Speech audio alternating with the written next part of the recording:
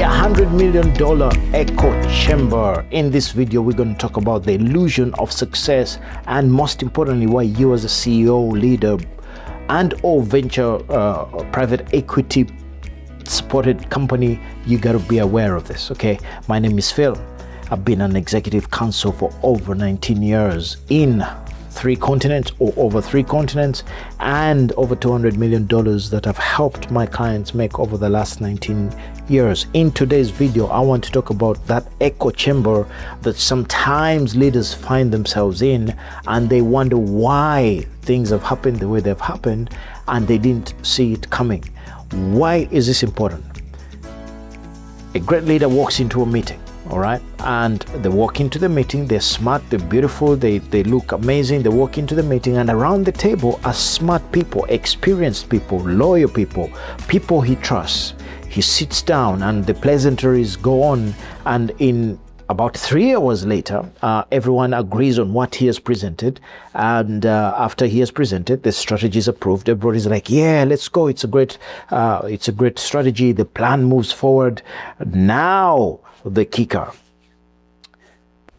The company 12 to 14 months later misses the targets, and customers get frustrated, and shareholders begin to wonder what went wrong.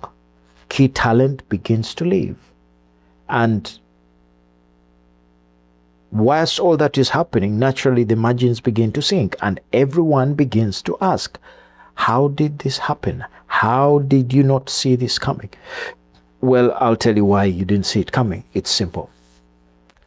When leaders get to a position where nobody challenges their thinking, nobody disagrees with them, then they have created what we call the echo chamber that could cost them everything.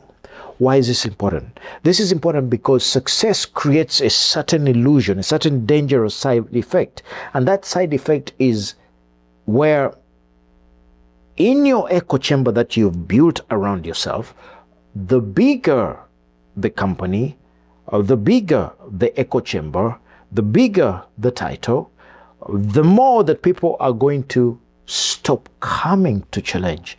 The bigger the risk is going to grow, because people stop bringing bad news to you. Why? You have the big corner office. Nobody wants to bring you bad news. Okay, you've grown, you're now big. Middle managers begin to filter reality. They don't want to tell you exactly what's going down. Executives soften criticisms. Why? We're big now, we don't want to rock the boat. Teams protect the boss. Oh, he's doing this, and slowly but surely the CEO becomes insulated from the truth. They become the last person to know what is going down. Look at some of the largest corporate failures in the last 20 years. Just if you look at it, from a Nokia to a Kodak to a Toys R Us to a BlackBerry, the problem was not intelligence. No. It had nothing to do with intelligence. The problem was perspective. The leader was so far removed from perspective, and because they were so far removed, they missed the changing world. They missed that the market was changing much quicker, much faster, and because of that, they started to work on assumptions, and nobody felt safe enough to say, hey, wait, you know what? That ain't going to work. This is what the market is doing. This is where they're going. That is not going to work. And the higher you rise as a boss, the less likely people are going to tell you the truth, especially if you're one of those guys who think you've gone so high and you're not willing to come down.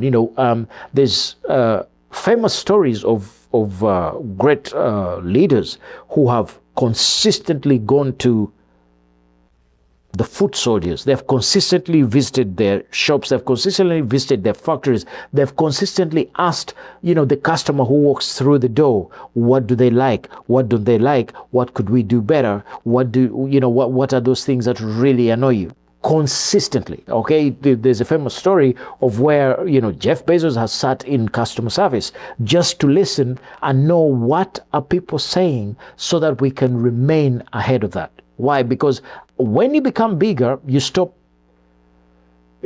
far away from what's going on that people they're not dishonest, but it's just a human thing. They'll stop coming to you with problems because you are running at a different pace. Most people protect relationships before they protect reality. And that's why many CEOs are the last people to know what's going on, and that is where the real problem is. So what if, let us just ask a question. What if your biggest risk isn't competition?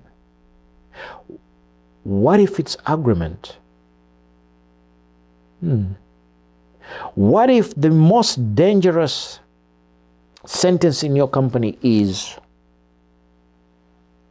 everybody seems aligned right now. Everybody has fallen in line. Everybody is doing what they need to do. And therefore, because we are aligned, we are going to get successful. Because alignment without challenge isn't alignment, it's conformity. And the moment you start hearing that, if you're a great leader, this is when you say, oh, there's something not right here. I got to figure out why. Because if alignment is conformity, and conformity has been known to destroy companies that conform to it that more than anything else, okay? So if you think about it, conformity is more dangerous than conflict. So being in a position where your people bring you conflict is actually way, way, way better than being comfortable.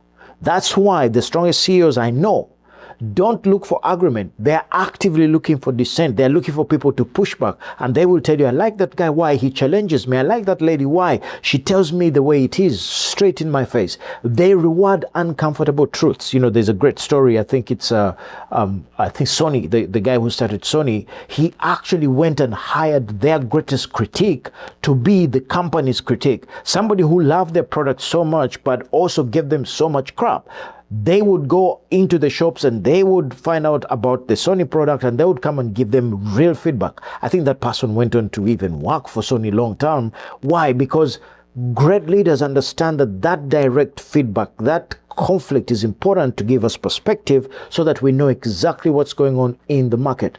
Great leaders create rooms where the CEOs being challenged is not career suicide. It's actually part of the way we do things here. It's part of the culture, because the truth will always create value, without a doubt. Silence will destroy it, the truth will create it. So this is my question to you. If you are in that position where you don't feel that there is enough pushback and you are a little bit on the high horse, by the way, that is how I made my name and my money and my impact, is because I challenge CEOs because of what I know how to do to kind of caress their ego a little bit, but give them a reality check.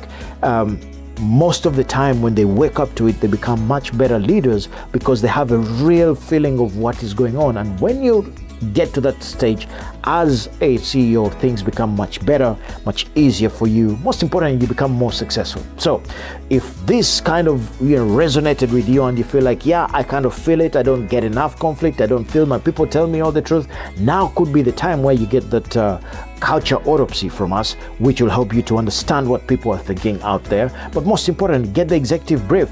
Again, it is about talking to a peer and understanding, okay, am I doing it right? Am I not doing it right? And it might just be what gives you the next leverage to the next level. So until next time, I want you to remember that you and I have the audacity to be able to build something amazing with the organizations that we have. And in doing so, let us bring somebody else with us or some other team with us so that together we can make this world a better place. Until next time, peace.